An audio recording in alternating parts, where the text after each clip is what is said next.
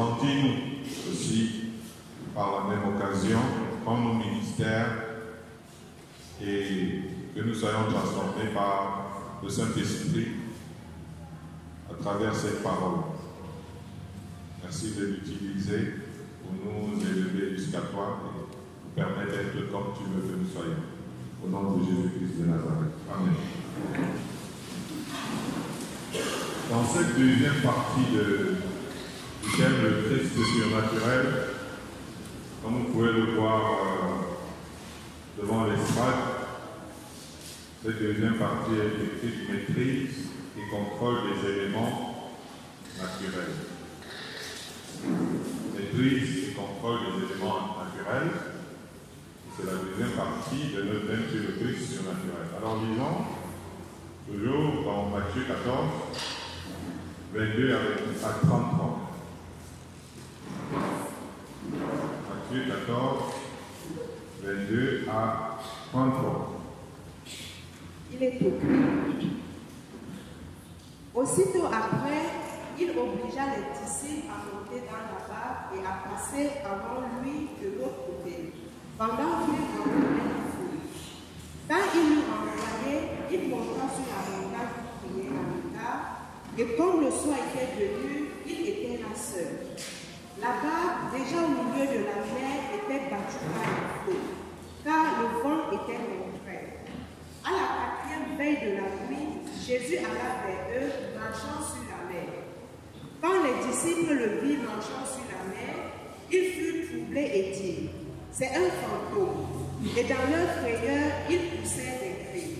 Jésus leur dit aussitôt, « Rassurez-vous, c'est moi, n'ayez pas peur. » Pierre lui répondit, « Seigneur, si c'est toi, ordonne que j'aille vers toi sur les eaux. » Et il dit, « Viens. » Pierre sortit de la barque et marcha sur les eaux pour aller vers Jésus.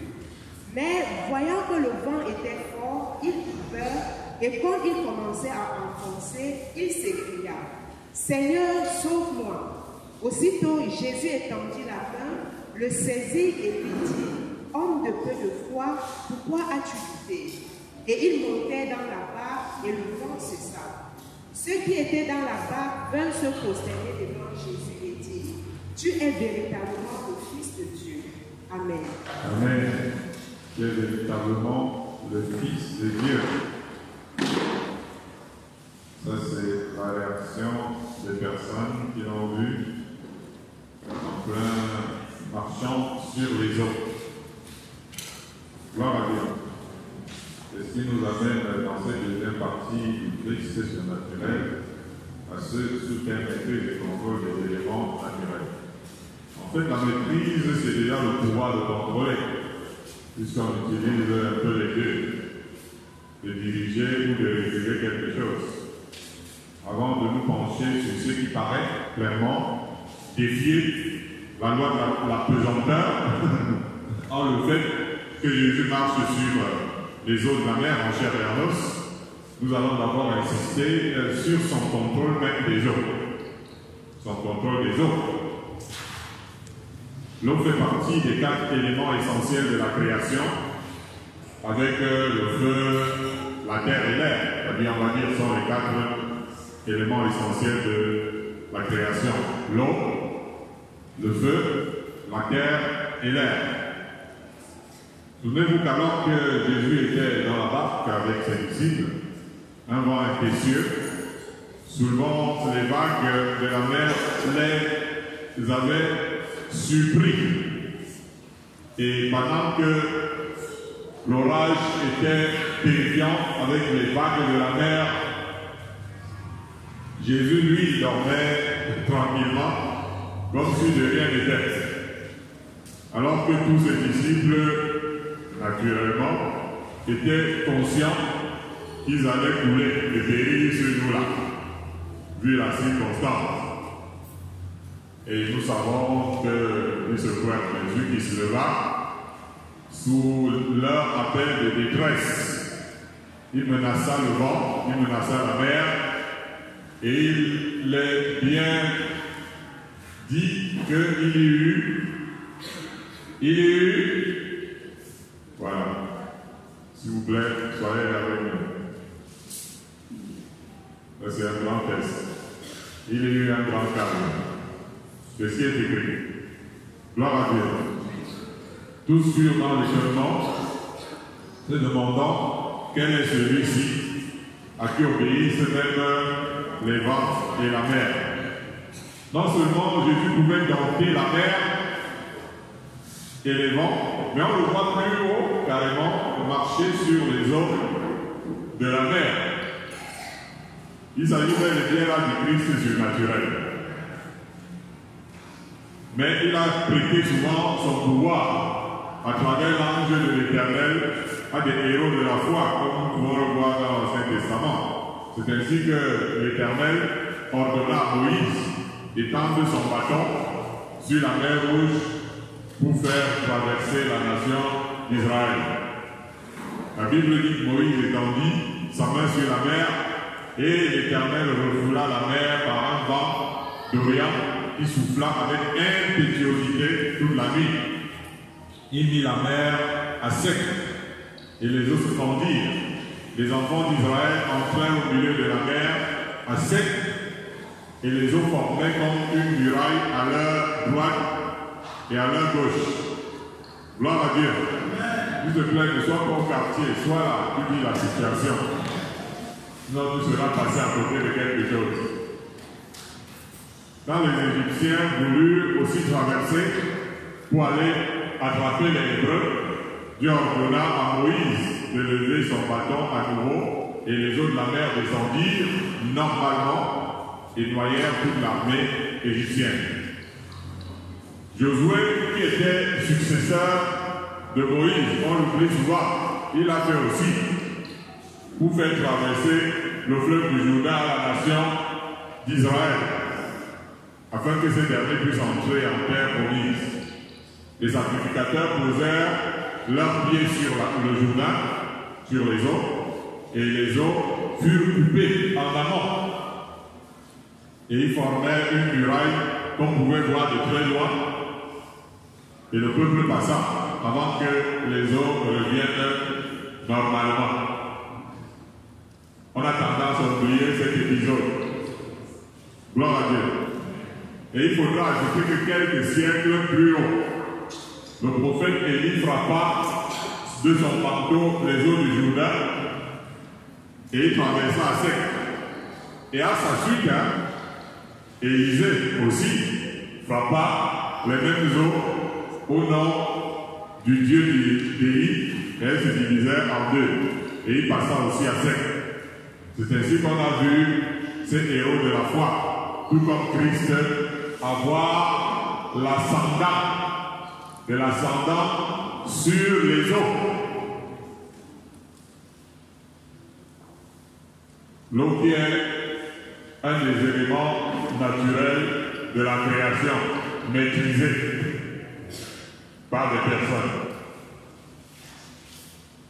par la puissance de Dieu. Gloire à Jésus. Est-ce qu'on est ensemble? Ok. Si nous sommes ensemble, nous allons lire ensemble 2 Rois 1, 8 à 11, avant que l'on commence à lire seul. 2 Rois 1, verset 8 à 11. On va lire ensemble. Amen. Est-ce qu'on est ensemble? Aliment, tu veux dire qu'on lit ensemble? Pour être sûr qu'on est ensemble. Je répète, 2 Rois 1, 8 à 15.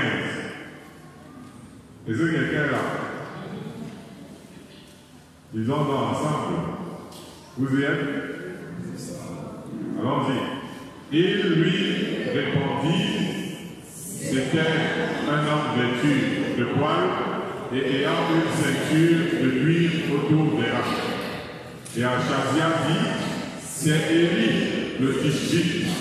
Il envoya vers lui un chef de 50 avec ses 50 hommes.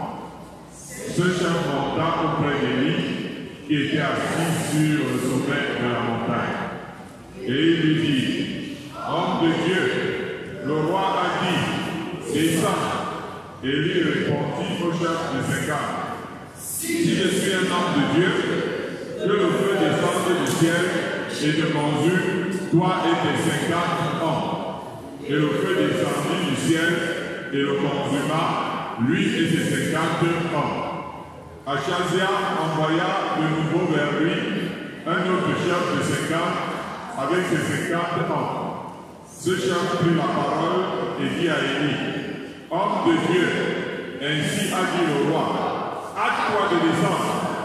Élie leur répondit, si je suis un homme de Dieu, que le feu descende du ciel et te consume, toi et tes 50 hommes.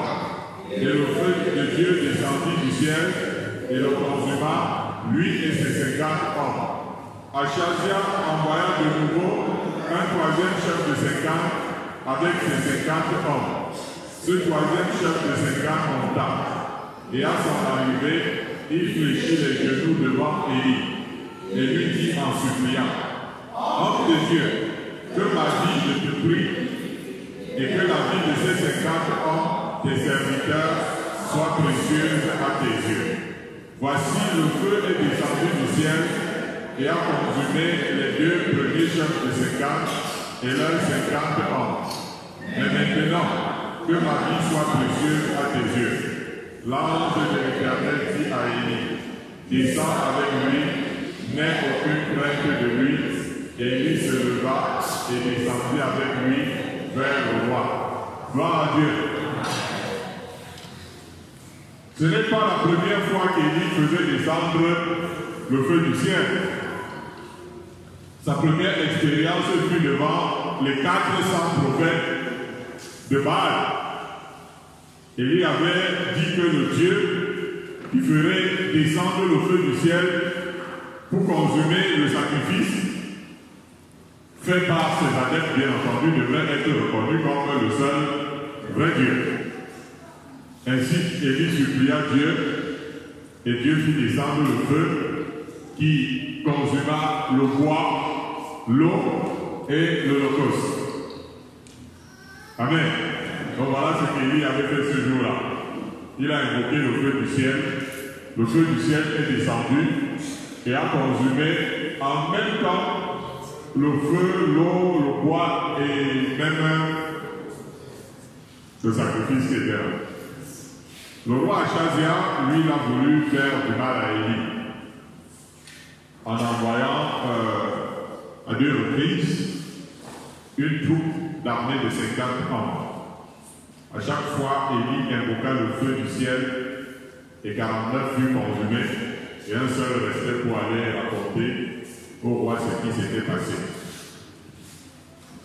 Le troisième chef de 50, lui, il avait compris qu'Élie avait le contrôle sur le feu du ciel.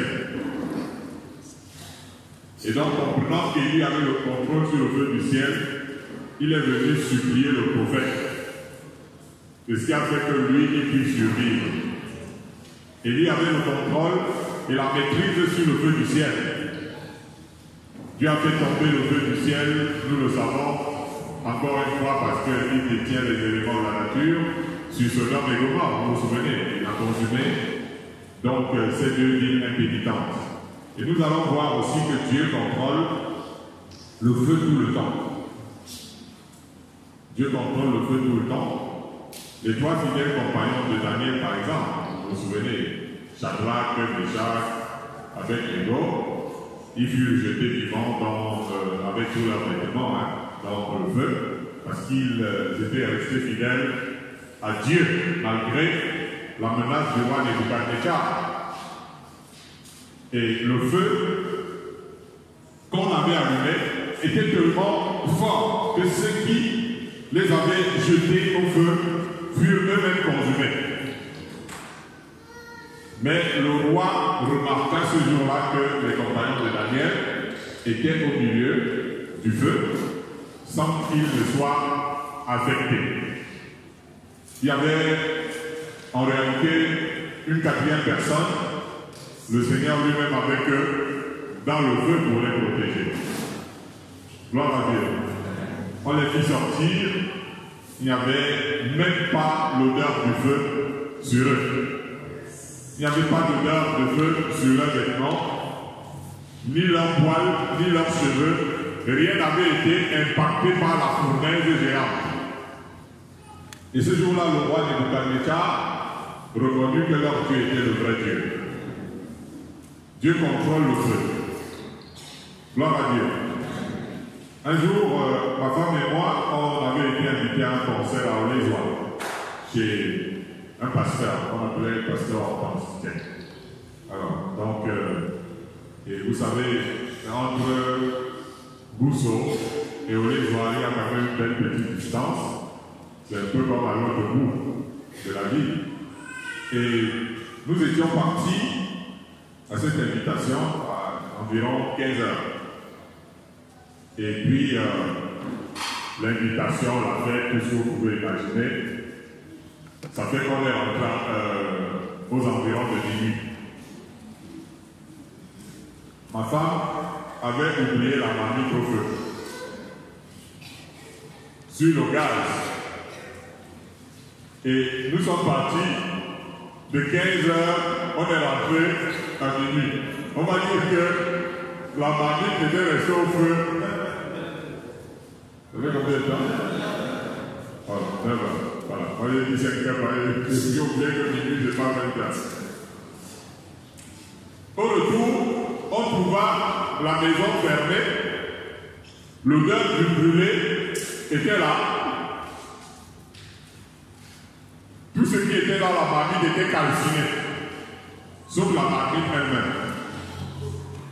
Mais le feu était éteint et le gaz fermé. On va dire que c'est peu, on va dire qu'un ange de Dieu était passé par là derrière nous. Et malgré que tout avait brûlé dans la marmite, lui s'est contenté juste d'éteindre le gaz. Parce qu'il y avait la bouteille était neuve, donc il y avait encore plein de gaz dedans. Et a sauvé la maison d'un incendie certain. Parce que le jour-là, on allait venir trouver que parce que les enfants vont brûler le quartier. Mais comme Dieu contrôle le feu, il a envoyé son ange. Quand il a vu que la marmite, tout était déjà consumé dedans, toi calciné, il a éteint juste le gaz. Le pire n'est pas arrivé parce que Dieu contrôle le feu. Alléluia. Nous parlons de Christ surnaturel, dont la maîtrise et le contrôle des éléments naturels. Allons lire le Psaume 106, versets 16 à 17. Psaume 106, 16 à 17. Psaume 106, 16 à 17, il est écrit. Il se montrait dans le camp jaloux contre Moïse, contre Aaron, le saint de l'Éternel. La terre s'ouvrit et engloutit Dathan, et elle se referma sur la coupe d'Abraham. Amen. Gloire à Dieu. Vous connaissez la marche de Moïse dans le désert, c'était toujours avec des contestations du peuple, des soulèvements et autres, avec des chargés de missions que nous avons pu découvrir dans la Bible, qui étaient des personnes comme Dathan, Abiram, Corée et autres. Donc, et ce jour-là, une partie du peuple s'était soulevée contre Moïse et Aaron dans le désert sous l'égide de ces individus, ça veut dire Dathan et Abiram.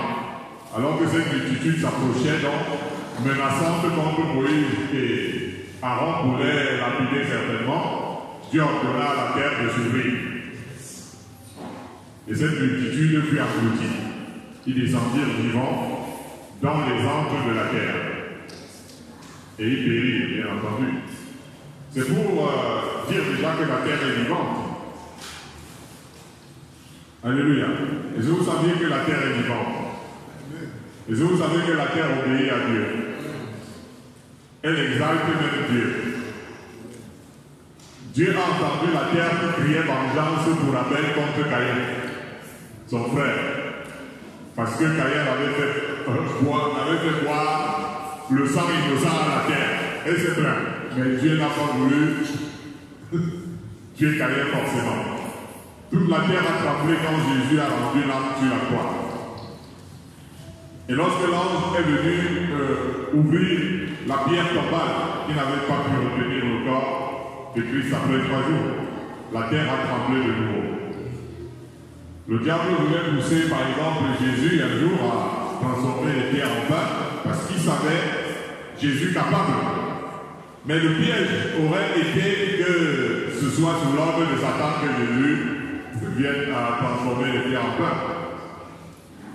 Lors des batailles des Hébreux contre les nations en terre promise, un jour, pour les aider contre leurs ennemis qui étaient trop nombreux, l'Éternel va combattre pour eux, pour qu'ils en viennent à bout. Et il est écrit, comme ils fuyaient devant Israël, et qu'ils étaient à la descente de Beth-Horon, l'Éternel fit tomber du ciel sur eux de grosses pierres jusqu'à Azéka. Et ils périrent. Ceux qui moururent par des pierres de grêle, jetés par l'Éternel, furent plus nombreux que ceux qui furent tués par l'épée par les enfants d'Israël. On a vu le Seigneur fendre le rocher parce qu'il maîtrise la terre et tout ce qui se passe, pour que son peuple puisse boire de l'eau, et ça c'était bien entendu en plein désert, afin que le peuple assoiffé ne périsse pas. Et nous savons comment Dieu a géré les murailles de Jéricho. C'était des murailles infranchissables. Et Dieu a fait tomber ces murailles sous les cris de son peuple. Après qu'ils eurent fait 7 jours, en tournant autour de ce mur, et après avoir fait le tour 7 fois le jour 10. Gloire à Dieu. Là, nous voyons encore Dieu en train de maîtriser les éléments de la nature. Après Jésus, qui avait marché sur les eaux, fait taire la mer et les vents et tout. Là, nous voyons le Seigneur, à travers Élie, avoir le pouvoir sur le feu. Et nous le voyons ici avoir encore le pouvoir sur la terre. Gloire à Dieu. Ça veut dire que si vous êtes un cultivateur, c'est bien de travailler avec un Dieu qui maîtrise la terre. Vous allez voir que même si les voisins ne produisent rien, vous ne pouvez pas produire. Gloire à Dieu. Lisons 1 Roi 18, verset 12.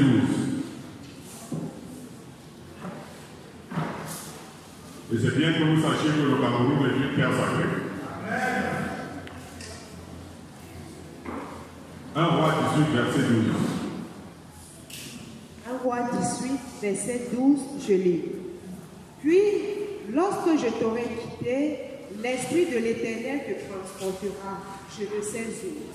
Et j'irai informer Achab qui ne trouvera pas et qui me tuera. Cependant, ton serviteur craint l'Éternel dès sa jeunesse. Amen.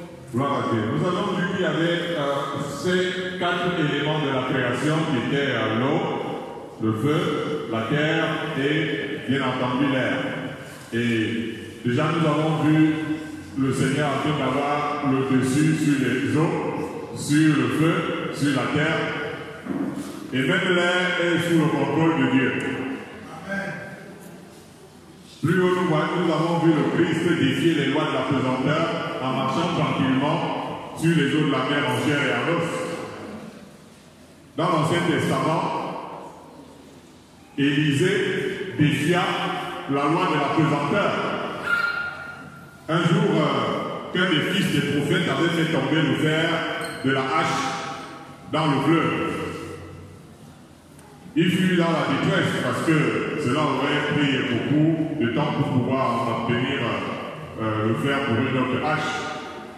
Alors Élisée va et leur demanda quel est votre problème. Ils ont dit, ah mon Seigneur, le fer de la hache est tombé. Élisée a dit, ah, wow.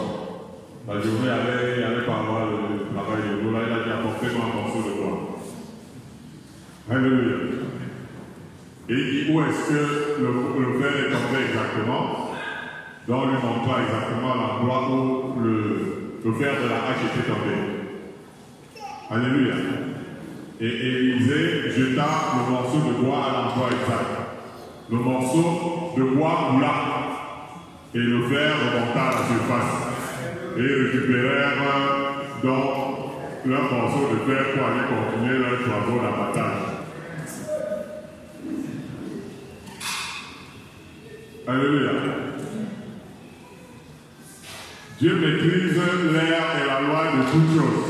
Et en tant que chrétien, nous devons le savoir. Un jour, alors que nous étions en train de construire un grand hangar pour l'œuvre d'évangélisation, au Tchad, il y avait un quartier, bon, vous connaissez peut-être, il y a un quartier qu'on appelle le Tchad. C'est un serviteur de Dieu qu'on appelle le Bono Hilaire. C'était le moment de la charpente avant tournage. Et les frères étaient en train de travailler joyeusement. L'un d'entre eux a demandé à l'autre de lui lancer le chevron. Et de manière imprudente, ce dernier, au lieu de se rapprocher pour lui donner le chevron, il a lancé le chevron dans les airs, sauf que ça a percuté un pan de la charpente, ça a rebondi, et d'une manière violente, ça a dévié et a rebondi sur ma tête. Et ça fait un bruit terrible. Et tout le monde a crié, parce qu'il voyait peut-être la mort. Bien que le choc fût violent, le Seigneur avait mis sa main. Moi, j'ai juste ressenti comme si un carton avait touché légèrement ma tête. Les frères ont vérifié, par exemple, ils sont venus vérifier l'emploi de Dieu là. Mais moi, je n'avais pas de gratitude. Et puis, ils m'ont observé toute la journée. Parce qu'ils se disaient qu'une pause sortirait, ou alors il y aurait une hémorragie interne. Et ça, c'est tout à fait une réaction normale. Mais il n'en fut rien. Jusqu'à aujourd'hui, les conséquences de ce gros chevron, on ne les voit pas. Le Seigneur avait dû m'amortir le choc. L'émissaire d'Achab, qui fut envoyé pour se renseigner auprès du prophète Élie, comment il devait indiquer au roi son habitation. Il va se plaindre ici contre le prophète parce qu'il dit: quand je t'aurai quitté l'esprit de l'Éternel, je transporterai, je ne sais où. Ça veut dire que le Saint-Esprit arrivait souvent à transporter Élie dans les airs. Et c'était à plusieurs reprises. C'était le genre, il le soulève à Yaoundé et le dépose à Douala. Évidemment, il ne s'agissait pas d'une projection, d'un voyage astral chez l'homme. C'était un voyage en chair et en os dans les airs. D'ailleurs, Élie fut transporté vivant en son dernier jour sur la terre. Il fut transporté dans le ciel par un char de Dieu. Mais je puis vous dire qu'il n'est pas le seul dans la Bible à avoir voyagé dans les airs en chair et en os. Beaucoup s'imaginent que c'est Jésus. Mais dans le livre des Actes des Apôtres, après que Philippe eut baptisé le nuque éthiopien, il est écrit clairement: quand il fut sorti de l'eau, l'Esprit du Seigneur enleva Philippe et l'évêque ne le vit plus. Tandis que joyeux poursuivait sa route, Philippe se retrouva à Azote, d'où il alla jusqu'à Césarée en évangélisant toutes les villes par lesquelles il passait. Philippe fut transporté en chair et en os dans les airs depuis Damas jusqu'à Azote. Dieu l'avait envoyé évangéliser partout. Et comme il n'avait pas de moyens de transport, et que les distances étaient trop longues, Dieu qui était pressé de le voir atteindre tous ses contrées avec l'évangile, le transporta par le Saint-Esprit dans les airs. Après la résurrection, Jésus a encore vécu 40 jours avec ses disciples. Ensuite, sous leurs yeux, il s'est élevé en chair et en os jusqu'au ciel, s'asseoir à la droite de Dieu. Je suis en train de parler du Christ surnaturel et de Dieu qui est capable d'avoir la maîtrise et le contrôle sur les éléments de la création. Comme nous l'avons vu, dompter les eaux, dompter le feu, dompter la terre, dompter la mer, dompter l'air. Gloire à Jésus.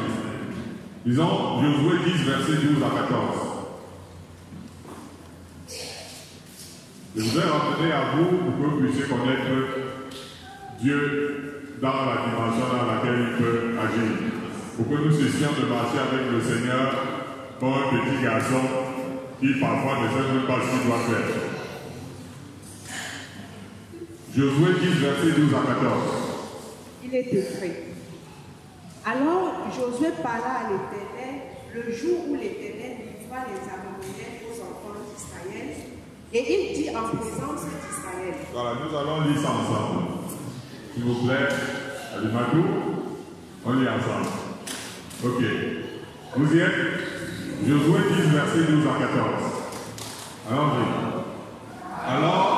Josué parla à l'Éternel le jour où l'Éternel livra les Amoréens aux enfants d'Israël. Et il dit en présence d'Israël: Soleil, arrête-toi sur Gabon, et toi, lune, sur la vallée d'Algaron. Et le soleil s'arrêta, et la lune suspendit sa course, jusqu'à ce que la nation eût tiré vengeance de ses ennemis. Cela n'est-il pas écrit dans le livre du juste? Le soleil s'arrêta au milieu du ciel, et ne se hâta point de se coucher, presque tout un jour. Juste, il n'y a point eu de jour comme celui-là, ni avant, ni après, où l'Éternel ait écouté la voix d'un homme, car l'Éternel combattait pour Israël. Alléluia. C'est bien écrit, Élie était un homme de la même nature que nous, et il pria que... ainsi de suite. C'est important, Jacques précise qu'il était de la même nature que nous. Nous avons vu plus haut le contrôle de l'eau, du feu, de la terre, de l'air par la puissance divine. Ici, ça va jusqu'à la maîtrise du soleil. Autrement dit, la suspension de la course du soleil. Josué et son armée étaient en terre étrangère, en pleine bataille. À la tombée de la nuit, Josué a senti qu'ils allaient être pris au piège parce que les ennemis connaissaient plus le terrain que eux. Et les ennemis espéraient la tombée de la nuit pour les surprendre. Ce jour-là, Josué ordonna au soleil de suspendre sa course et de revenir à son zénith. Ainsi, le jour recula de 18 ou 19 heures, parce qu'il était 18, 19 heures, c'était la période où Josué a crié à Dieu. Et le jour est revenu à midi. Au 4e jour de la création, Dieu fit le soleil pour éclairer la terre, pour marquer le jour et les années. Josué en son temps suspendit la course du soleil, et il troubla le fonctionnement de la création. En ce sens qu'il provoqua une année bissextile. Jusqu'aujourd'hui, il y a une année bissextile. C'est-à-dire une année qui a un jour de plus, grâce à Josué. Cependant, l'Éternel écouta la voix d'un homme, parce que l'Éternel combattait pour son peuple. Et lui aussi a défié les saisons en Israël en son temps pour aller contre les exactions de la nation contre Dieu. Ça veut dire qu'il y avait, et il y a, 4 saisons chaque année, l'hiver, l'automne, le printemps et l'été. Mais il y a déclaré qu'il n'y a aucune goutte de pluie 3 années durant. Et il fut ainsi. Ça veut dire qu'il a fermé le ciel pendant 3 ans. Il n'y a eu qu'un été désertique pendant 3 ans. Et là, nous voyons à travers les Saintes Écritures la maîtrise des éléments dans une très grande dimension. Souvenez-vous de la toison de Gédéon, pour se rassurer que c'est Dieu qui lui avait parlé. Il est écrit, Gédéon dit à Dieu, si tu veux délivrer Israël par ma main, comme tu l'as dit, voici, je vais mettre une toison de laine dans l'air. Si la toison seule se couvre de rosée et que tout le terrain reste sec, je connaîtrai que tu délivreras Israël par ma main, comme tu l'as dit. Et il arriva exactement comme Gédéon avait demandé. Le jour suivant, Gédéon se leva le bon matin, pressa la toison et en fit sortir la rosée, qui donna de l'eau pleine une coupe. Voilà. Gédéon dit à Dieu, que ta colère ne s'enflamme point contre moi, et je ne parlerai plus que cette fois. Je voudrais seulement faire encore une épreuve avec la toison. Que la toison seule reste sèche et que tout le terrain se couvre de rosée. Et Dieu fit exactement ainsi cette nuit-là. La toison seule resta sèche et tout le terrain se couvrit de rosée. C'est dire que Dieu maîtrise les éléments de la nature, chers amis. Le vent, la pluie, l'humidité, le froid et autres. Un jour, alors que j'habitais avec un tuteur, chacun de nous avait les clés de la maison, on avait donné aussi ma part de clés. Je suis rentré de la prière. C'était un temps de grande pluie. Mais je n'étais pas sorti avec mes clés. Donc j'étais là sous la véranda, en pleine pluie, sans pull ouvert. Un vent terrible, donc parce que la pluie, les pluies de cette époque-là, avec les vents, c'était terrible, ça a commencé. Et on était à environ 21 heures. Ça veut dire qu'il y avait un froid, comme on peut dire un froid glacial, mais dans claquette. Parce que j'étais à la véranda, je n'avais pas de protection. Et je me souviens, à ce moment-là, j'ai prié le Seigneur de m'aider. Parce que je sortais en plus du tout, j'étais fatigué. Et la position debout, c'était bien compliqué. Je me suis allongé en me pliant sur la véranda, sur le froid, le vent et la pluie. Et chose qui était surprenante, c'est que un feu est venu m'envelopper comme dans un amas. Je ne sais pas si il y a rien qui connaît l'amas. Ça veut dire qu'un feu est arrivé comme dans l'amas. Et le feu là est resté comme ça sur moi, comme dans l'amas.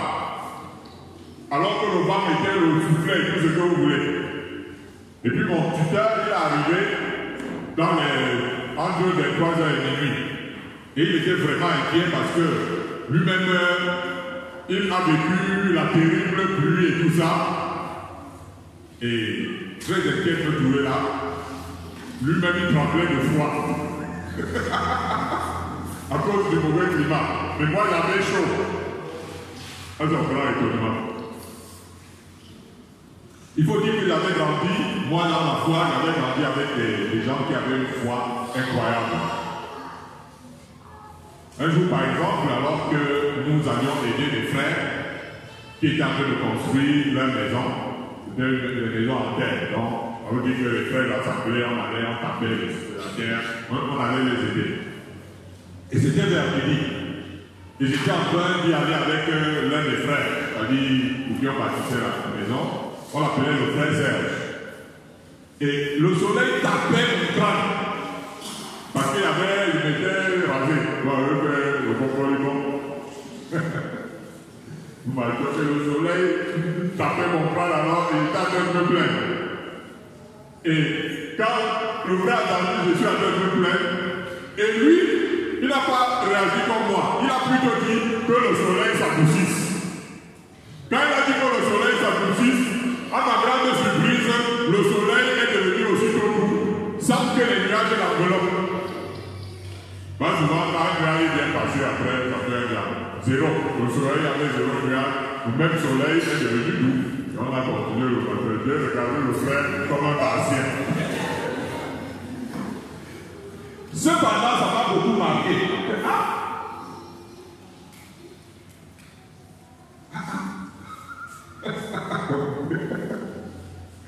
Gloire à Dieu. On dit que moi je suis là, le frère lui parle. Et bam, ça se calme. C'est comme ça. C'est comme tout à l'heure, il y avait une pluie terrible. Le ciel a noirci. Et je me suis dit, Seigneur, si tu es là, on n'aura pas pu. Pardon, éclaire le soleil. Éclaire le truc. Et Dieu a tout éclairé. Nous sommes venus faire notre culte. Si vous voulez vous subissez, si vous voulez vous parler, c'est de ça qu'il est question. Gloire à Dieu. Alors, disons Jonas 2, versets 1 à 4.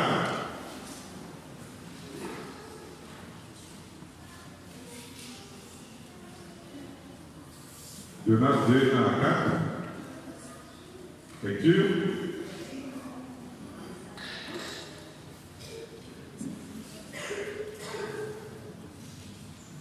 Pas trouvé? Alors, lisons ensemble pour ceux qui ont trouvé. Jonas 2, versets 1 à 4. L'Éternel fit venir un grand poisson pour engloutir Jonas. Et Jonas fut dans le ventre du poisson 3 jours et 3 nuits. Jonas, dans le ventre du poisson, pria l'Éternel son Dieu. Il dit, dans ma détresse, j'ai invoqué l'Éternel et il m'a exaucé. Du sein du séjour des morts, j'ai crié et tu as entendu ma voix.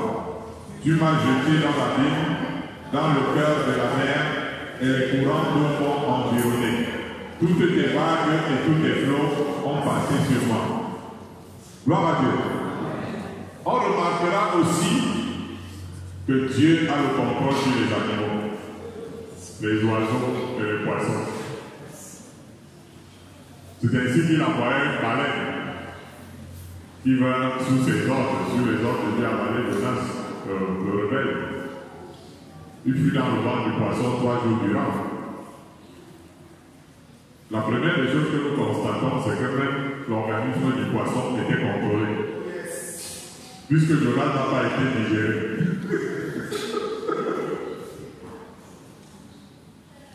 Ça veut dire que même le ventre du poisson était sous le contrôle de Dieu. Ça fait que Jonas n'a pas été digéré. Jonas arrivait même à respirer dans le ventre du poisson. Ça veut dire que Dieu a conditionné l'air dans le ventre du poisson pour que Jonas n'étouffe pas. Il a vu la mort de près et dans les profondeurs de la mer. Mais Dieu l'a gardé en vie. Ensuite, Dieu a ordonné au poisson d'aller le jeter à l'île. Il a dit que veut qu'il a, il va le jeter là-bas. Parce que c'est là que je l'ai envoyé. Alléluia. La petite chanson dit que c'est Dieu fait. Nous voyons par exemple Jésus qui avait besoin d'argent pour payer leurs impôts.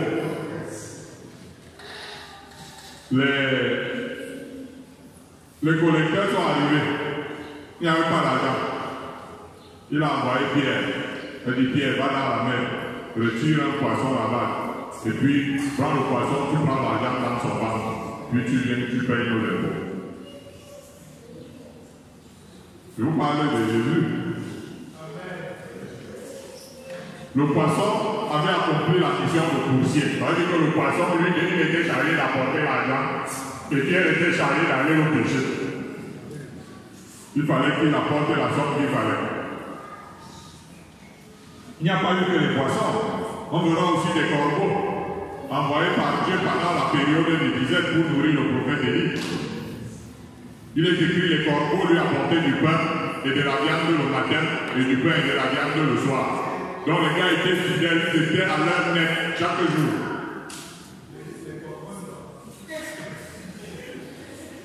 Et vous connaissez Maître Corbeau.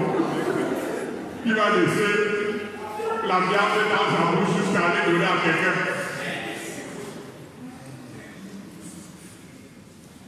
Même les animaux sont sous le contrôle de Dieu. Daniel fut jeté dans la fosse au lion, selon l'ordre du roi. Mais Dieu ferma la bouche des lions durant toute la nuit. Le matin, le roi trouva Daniel jouant avec les lions comme des petits chatons. Les lions étaient pourtant très affamés.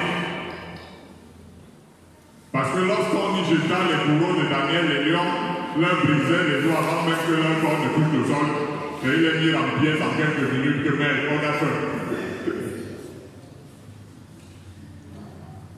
C'est Dieu qui contrôlait cette eau. Et Dieu contrôle même les reptiles. Dans le livre des Actes, vers la fin de l'Acte des Apôtres, vous verrez qu'une vipère avait mordu Paul. Parce que l'apôtre Paul était autour du feu avec ses compagnons de voyage. Et tout le monde a crié que waouh, c'est terrible là, là aussi. Paul, il a secoué l'animal dans le feu. Et il a continué la conversation comme si le rien n'était. Et comme c'était un serpent très venimeux, ses amis s'attendaient à le voir s'écrouler. Mais il n'en fut rien. Et les païens à côté de lui se dirent que ça doit être un Dieu. Un jour dans les montagnes de l'Himalaya, d'où il allait évangéliser, le sadou s'est retrouvé coincé en pleine nuit d'hiver dehors. Il n'avait pas d'abri. Et le froid l'avait paralysé. Il s'est couché en disant qu'il ne se réveillera peut-être plus vivant. Le matin, il remarqua qu'il était bien en vie. et qui n'avait pas gêné. Parce que Dieu envoya un tigre le couvrir la nuit durant. Vous savez qu'on fabrique des couvertures avec des peaux de tigre, non? Donc maintenant Dieu envoya le tigre le couvrir.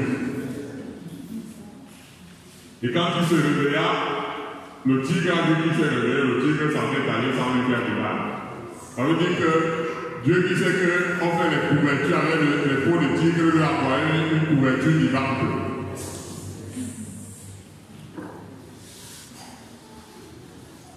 Comment imaginer que Noé avait passé des mois accompagné de tous les animaux et de tous les bêtes féroces, les prédateurs, les reptiles, les oiseaux du ciel dans l'arche, selon l'ordre que Dieu lui avait donné de préserver les races et les espaces devant le déluge.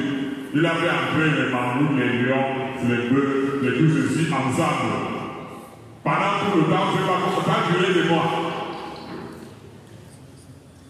Dieu seul maîtrisait l'affaire parce que même le lion n'a pas mangé la chèvre, le tigre a ainsi de suite. Les gars se sont contentés de ce que Noé leur donnait. Ça veut dire que si Noé avait pris des herbes, c'est ce qu'il leur donnait, même le lion a bouqué l'herbe. Parce que Dieu avait voulu que ça se passe comme ça. Dieu maîtrise et contrôle tout. Amen. Alléluia. Nous allons lire tout terminer Marc 11, verset 13 à 14.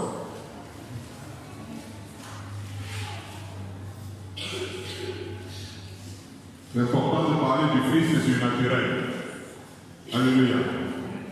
Et comprendre la capacité de Dieu de maîtriser et de contrôler les éléments naturels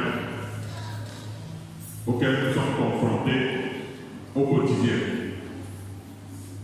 Nous terminons avec Marc 11, 13 à 14. Il est écrit: apercevant devant un figuier qui avait des feuilles, il alla voir s'il y trouverait quelque chose. Et s'en étant approché, il ne trouva que des feuilles, car ce n'était pas de la saison des figues. Prenant alors la parole, il lui dit: que jamais personne ne mange de ton fruit. Et ses disciples l'entendirent. Amen. Amen. Là, on était dans une belle saison, la saison printanière. Il devait normalement y avoir des fruits de ce figuier à cause de la saison. Malheureusement, il n'y avait que des feuilles. N'allez pas croire que Jésus ignorait tout cela quand même. Hein, chers frères et sœurs? Il voulait juste faire une démonstration à ses disciples. Il voulait juste faire une démonstration. Il est écrit: le matin, en passant, les disciples virent le figuier que Jésus avait maudit séché jusqu'aux racines. Pierre, se rappelant ce qui s'était passé, dit à Jésus: Rabbi, regarde, le figuier que tu as maudit a séché. Le figuier avait toute sa verdure. Il avait séché en 24 heures jusqu'aux racines. Ceci ne pouvait obéir à moins d'un incendie. Hein? Et même, c'est vrai, même.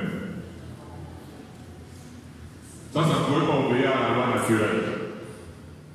Ce fut sur la parole de Christ qui peut en un instant tout changer merveilleusement.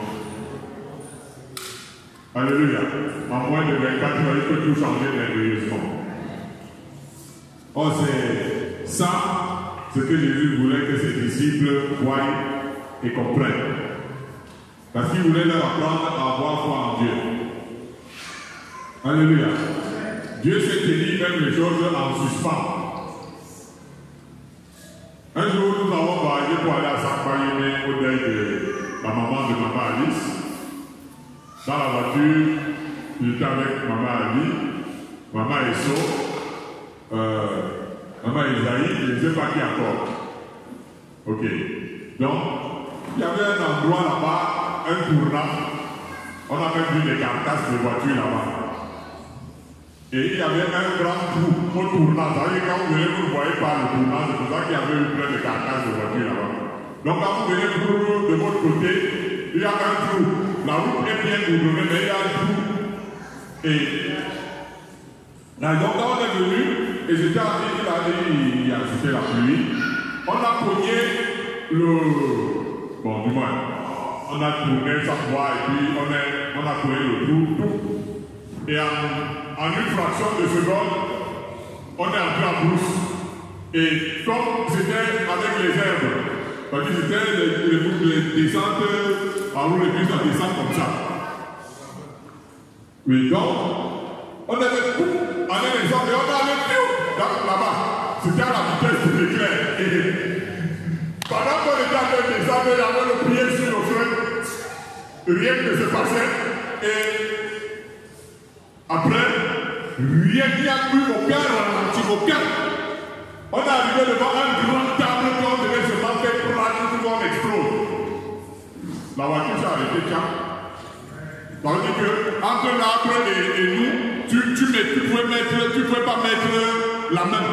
Donc c'était, on va dire peut-être 10 cm entre l'arbre et nous. C'est-à-dire que lui, il a laissé que la voiture vienne à toute vitesse, et quand c'est devant l'arbre, il a arrêté la voiture. Je ne suis pas en train de vous raconter un film, il y avait les gens vivants dedans.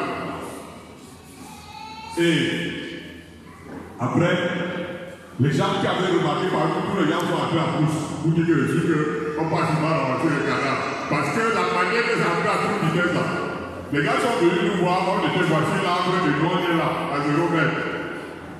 Ils ont dit que ça c'est. Bon, ok, d'accord. Après,